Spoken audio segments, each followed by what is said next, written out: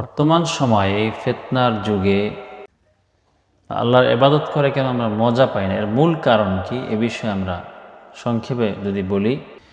আল্লাহ সুবহানাহু ওয়া তাআলা আল কোরআনুল কারীমের সূরা জুমারের ৬৭ নম্বর আয়াত এখানে বলেছেন, ওমা কদারুল্লাহ হাক্কা কদরি, তারা আল্লাহকে যেভাবে সম্মান করা দরকার ছিল, কদর করা দরকার ছিল, মূল্যায়ন করা দরকার ছিল, সেভাবে আল্লাহকে মূল্যায়ন করতে পারেনি, যার কারণে তারা ইবাদত করে মজা পাচ্ছে না।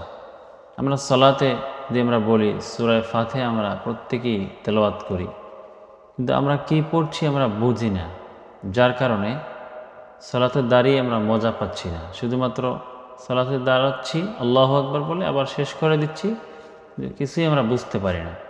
সালাতে যেগুলো বলছি শুরু থেকে শেষ পর্যন্ত এগুলো আমাদের বুঝতে হবে।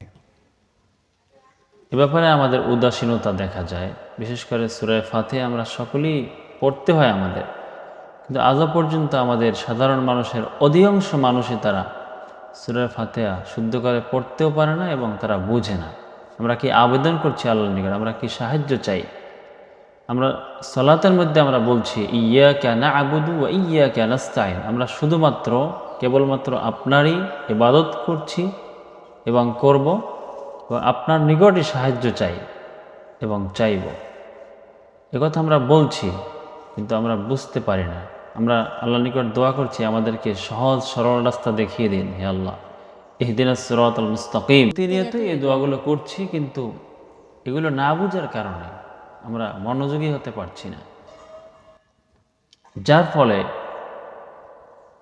অনেক মানুষ রয়েছে, যার কারণে আমাদের সমাজে অনেক মানুষ রয়েছে যারা আল্লাহর নিকট সাহায্য চায় আবার মাজারে গিয়ে সাহায্য চায়। তার মানে কি?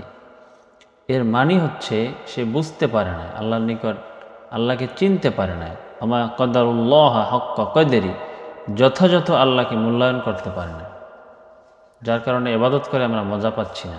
এজন্য ইবাদতে মজা পাওয়ার জন্য আমাদের বুঝতে হবে আল্লাহর কথাকে, আল্লাহর কালামকে বুঝতে হবে। সালাতে আমরা কি পড়ছি এগুলো আমাদের শিখতে হবে।